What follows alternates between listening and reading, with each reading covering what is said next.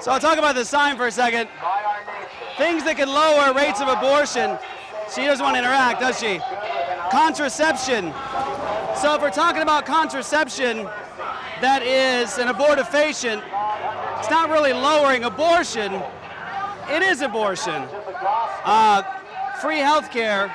Not sure what that means, how that could lower the rates of abortion. If she's calling abortion health care, well, that's a category error. And the final thing, standing outside clinics being judgmental. 2 points. One, we know of close to 100 babies saved just from the work of Apologia Church locally at the clinics.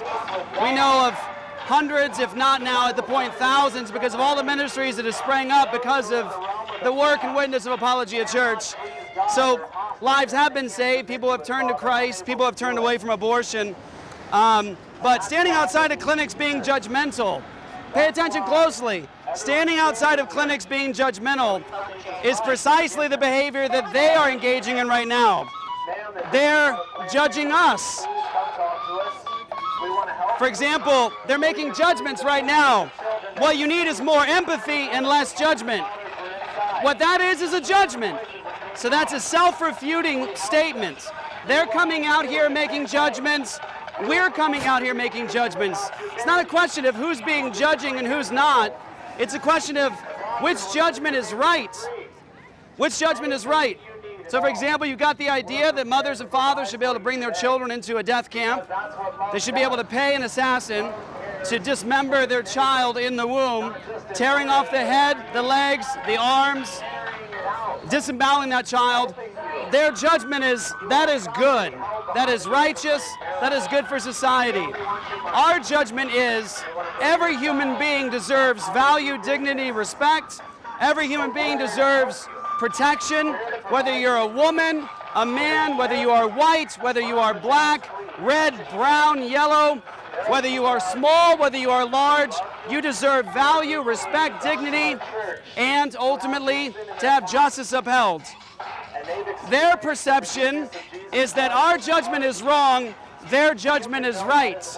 Their perception is mothers and fathers should be able to slaughter their children at will.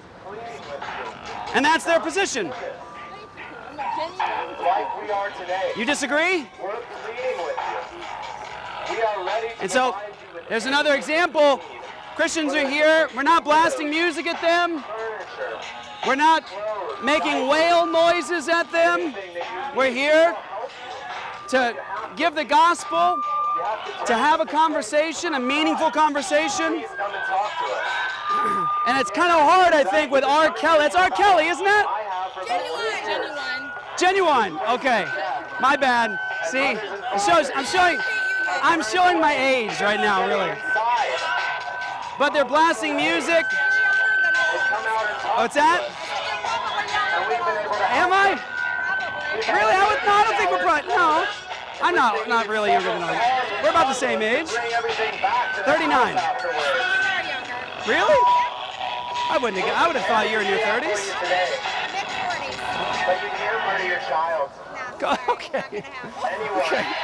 So, and this is a good example, I think. What just took place there is a level of respect and honor coming from us is a high level. The level of disrespect and judgment coming from you is interesting. More empathy, less judgment. So just now when I tried to show just a level of respect and maybe even affection for you, and you just wanted to give a symbol, I'm not even touching you. Is that because you judge me? Do you see? Right, because you see me as foul, right? Right?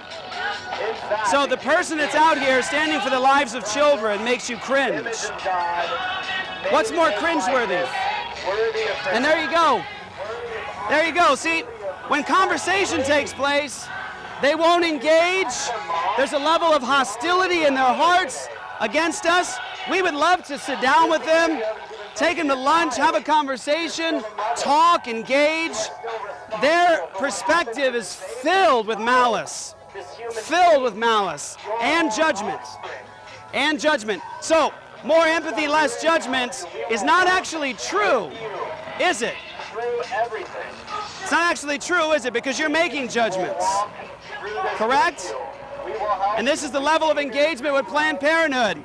You have blasting music, whale sounds, alarm sounds, no conversation, no intellectual dialogue. It's just silent judgment. It's just malice in the heart. It's just noise. And you're given opportunity to engage, and you can't.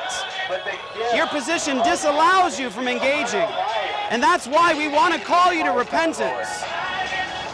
That's why we want to call you to faith. That's why we want to call you to life in Christ. He died for sinners and rose from the dead to redeem and forgive.